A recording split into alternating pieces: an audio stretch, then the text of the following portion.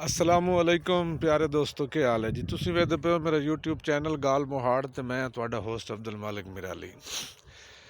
अच्छा जी, धरना मुक गया ते तुसां ये दसो भी जेड़ा मैं तुहानू धरने तो कुछ 4-5 दिन पहले मुसलसल विलाग करके दस्या भई ये लोगों के बालों नू लित्तर मरा के ते किन्हां दियां लत्तां बाहां बना के ते कुछ इदारियां दे लोगों नू शहीद करा के ये उल्लू दे पट्ठे दफा हो जासन, नस जासन।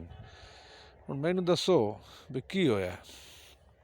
अच्छा, मैं ज़रा ना एक फौतकी ते चला गया मूँ, 2 दिन विलाग नहीं कर सकिया और सोशल मीडिया की बंदिश की वजह तो मैं ज़रा वो वेख भी नहीं सकिया। 26 तरीक नू रात नू कोई 11-12 बजे कोई यूट्यूब थोड़ा जिहा चलिया। मैं ज़रा वो ना है इलाका टोबे और झंग के दरम्यान, उत्थे है साड़ी कोई बरादरी, तो फौतकी हो गई तो मैं उत्थे चला गया।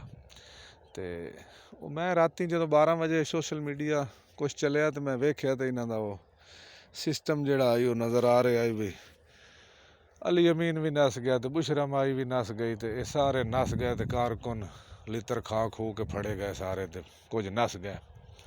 मैनू दसो भी की इन्ना उत्थे वटिया जाके कुछ वसूल होया इन्हों, यानी आवाम नू जलील करना। अच्छा, मोटरवे बंद आई, वो 4-4.5 घंटे जोड़ा ना जी वो रस्ता सानू रस्ते मिले जितों असां फौतकी ते गए, वरना मोटरवे तो जाते आसे कोई 1.5 घंटे के असां उत्थे पहुँच जाते आसे 1.25 घंटे तो इतने जलील होए। रोड पट्टे पे हैं, रोड बनते पे हैं मुरम्मत वास्ते, कबीरे वाले तो झंग रोड होवे या अपना शोरकोट सिटी तो टोबे वाला रोड होवे, वो सारे बनते पे हैं।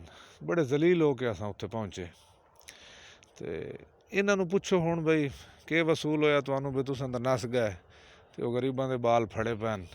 हुण उन्हां ते मुकदमे हो सन, सजाई हो सन, उन्हां शोरियां दे हत्थ के आया। वो भी बेवकूफ बई इन्हां नाल चल पौंदे न। और अज तक दुनिया की तारीख इस तरह नहीं होया कि बंदे लगे जावन तो जाके किसी उस रह तो बाद जेल चो कटा लवें जिंदे उत्ते 100 तो ज्यादा मुकदमे होवन और मुकदमे अदालत चल रहे होवन। और ना ही हुकूमत छुड़ेंदियां ने इस तरह इन्होंने लोगों, जे इस तरह छुट्टन लग जावन तो पूरी दुनिया के लोग जेड़े नो छुट जावन, जेलां खत्म हो जावन। तो फिर छोटे मोटे साइकिल मोटरसाइकिल कार चोर जेड़े ने चोरी डकैती वाले उन्होंने तो फिर मतलब जेल च रखना ही नहीं चाहिए। उन्होंने लवायक ही नहीं अपने इलाके के यूनियन के बंदे लैके पहुँच जावन तो उन्होंने छुड़ा लवें। तो ये एवें ड्रामे करते हैं और वह मज़ा इन्ना चख लिया। तो हुण जेड़े जेड़े लोग उत्थे गए न, तुहानू पता है सिवाय बुशरा ते अली अमीन तो या उमर अयूब तो कोई होर रहनुमा तुहानू नज़र आया होवे। तो हुण बुशरा नू चाहिए भी जेड़े रहनुमा नहीं गए उन्होंने पार्टी चू कढ़ देवे। तो दूसरा कल मैं वापसी ते ना वो सुन रहा मैं इन्हां दी प्रैस कानफ्रेंस, वो बंदा इन्होंने पूछे भी 100 बंदा जो तुहाडा शहीद होया या मरिया है, अल्लाह दे बंदे हो कोई एक दी लाश विखाओ, कोई शनाख्ती कार्ड विखाओ, कोई उन्हां दा लवायकीन नू लै आओ, कोई जनाजे पढ़ो, कोई देखो ना सारा ड्रामा बेगैरती बदबख्ती करके आवाम नू जलील करके मुल्क दा अरबां खरबां रुपया 3-4 दिनां दे विच अपना नुकसान होया, रस्तियां दे नुकसान होए। के मिलिया इन्हां लोगों नू।